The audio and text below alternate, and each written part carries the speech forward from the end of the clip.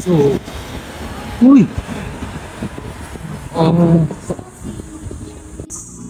Sabi ko na nga ba kaya napauwi ako Doon ng Vice to Dacia, mayroon na namang palang umano rito, nag-overshot dito sa Davilan. Isang parang e-trike to.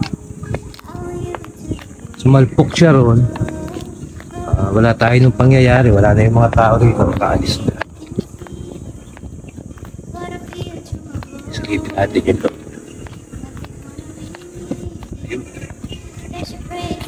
Talaga salampak.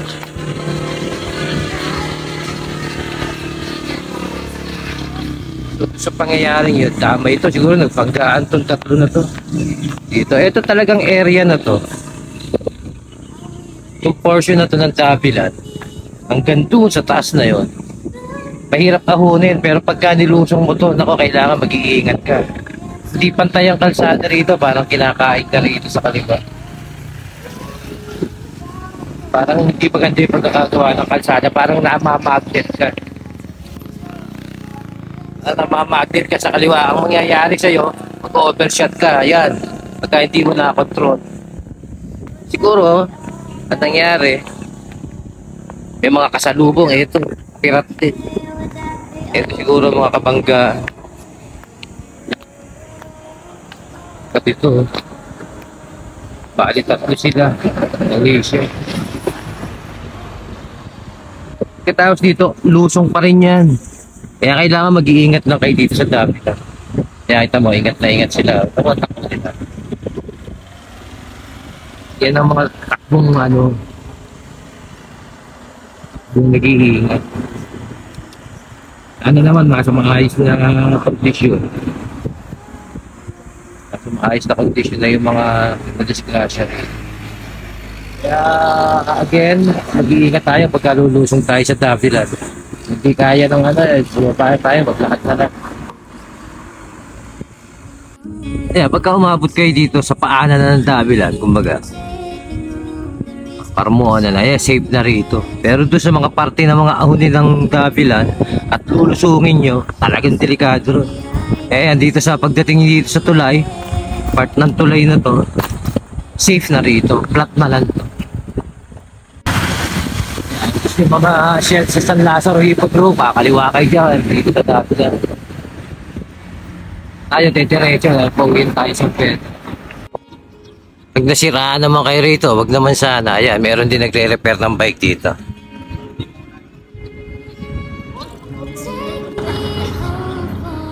Ayan, pag nasiraan kayo rito sa Davilan, may nagre-repair din dito sa gawing kanan.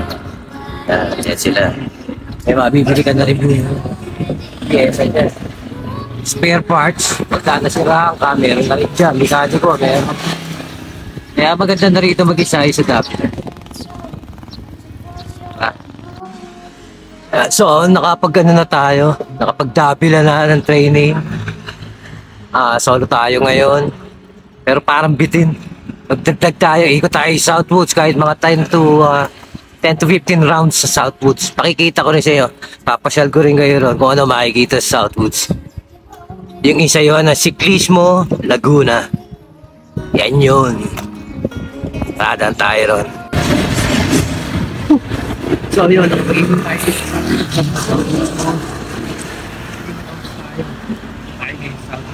sa painting. Kung tayo, silipin natin. Pakikita ko sa inyo kung ano makikita rito sa doon. IF Southwoods Mall.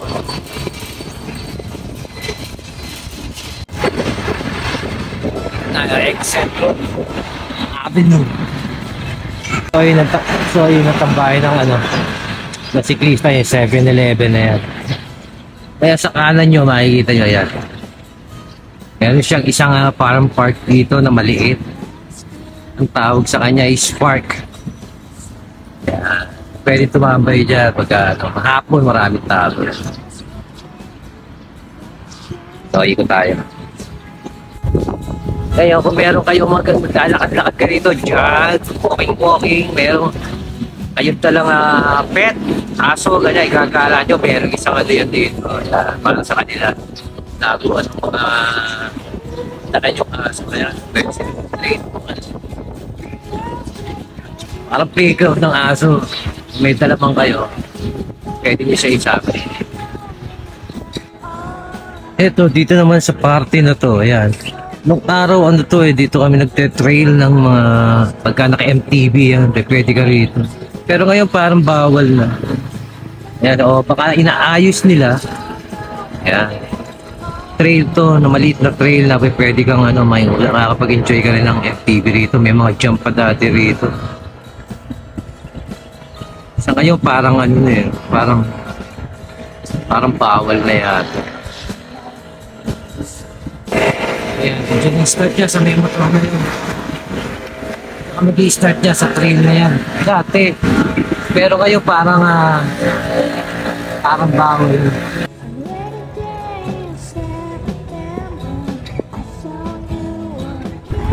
Yan ang rotonda naman. Yan ang rotonda ng Southwood Splash. Sisirip tayo sa splash, tignan natin kung pwede mag-bike na. Yan.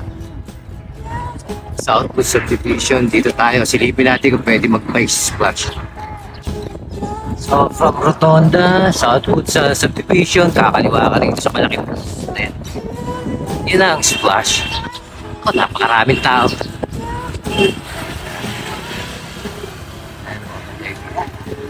Morning, sir.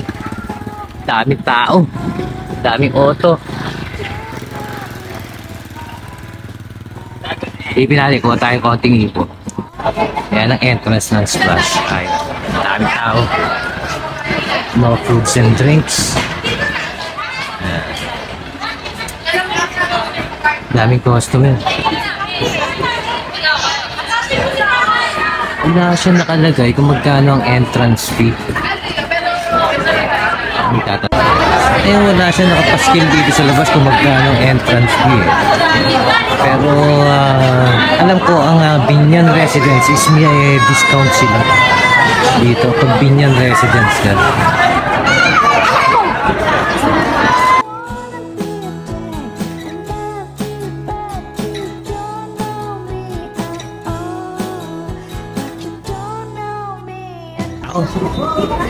Halo-halo na to, kadalasan galing yan mga yan. And may promo pala yung iba na 300 binayaran nila, parang may promo sila. Pero I'm sure mag-enjoy kayo dyan sa loob. So ayan, punong-puno. Hindi ka pwede mo pagka pumarking ka rito, once na umalis ka, mapupunta ka na sa malayo. Yan. Para sa mga gusto magpalamig, magpa-presto yan.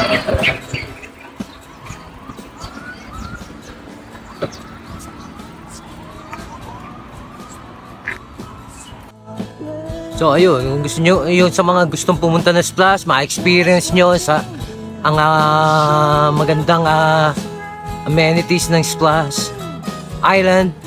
Yan yun. Napakaganda entrance pa lang, maganda na. Pagka nasa loob ka, lalo ka mag-enjoy sa loob. Ayan. So ayun, naging ensayo natin ngayon. Going home na tayo. Splash Island.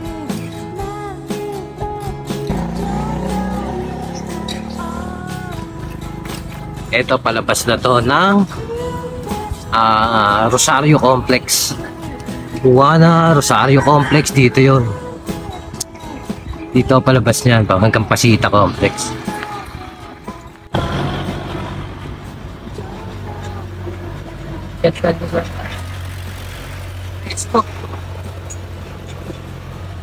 Dito baka maghapon ka dyan. Splash na yan, tapos lakad-lakad ka muna rito sa labas. So, sa hapon maraming tao rito. Hanggang gabi kasi malamig dito sa gabi. Presko, malakas ang hangin. Kaya mag-enjoy ka rito sa lugar na to. Ito mga ano to mga 5 kilometers sa ride, sa bike. From Pasita Complex sa atin. Ito lugar. Yan yung mga ponto nila, oh. Oo, meron pa rin nag-iisa. condo nila malalaki. Napakagandang lugar. Magandang insayuhan. Makakuha ka ng unit ng mga condo dyan, mas maganda.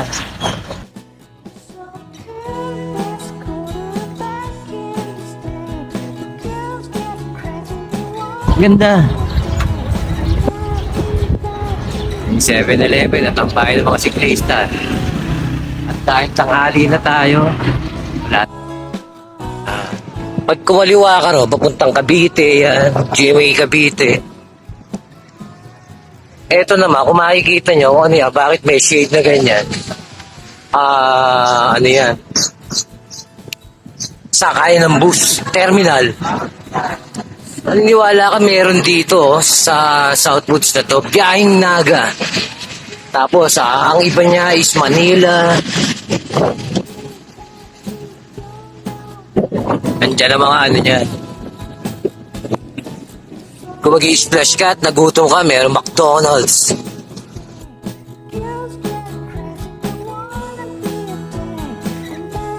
Sa San Agustin Church para magsimba.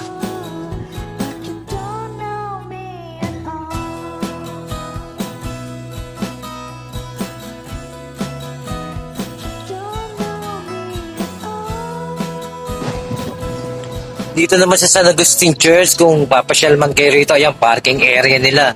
May mga booth na kainan, yun, Hindi kayo maano rito, hindi kayo magugutom, maboboard dito.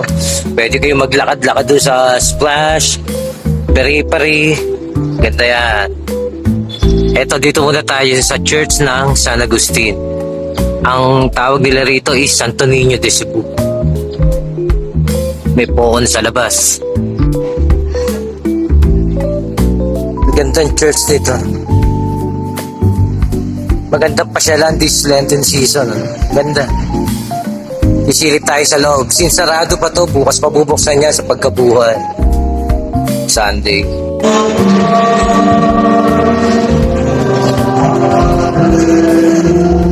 Ayun ang church na San Agustin. Santo Niño de Cebu ang parokya nila kung tawagin. Nandun ang choir sa taas. Yan. Ganda simbahan.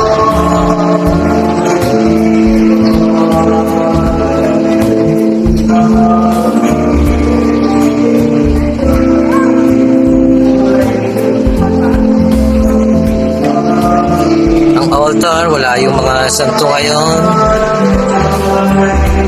Bukas yan. Black Saturday kasi ngayon.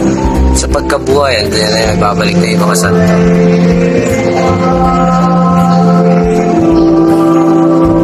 Very solemn ang ambience ngayon dito. Sa tulong pa rin ng mga choir. Yan ang mga santo nila, may mga cover pa.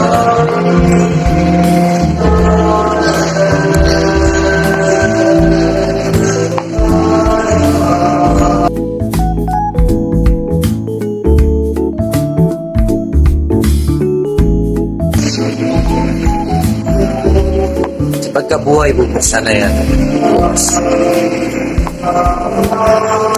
Okay, thank you Lord sa lahat ng mga blessing. Amen. Perpetual Eucharistic Adoration.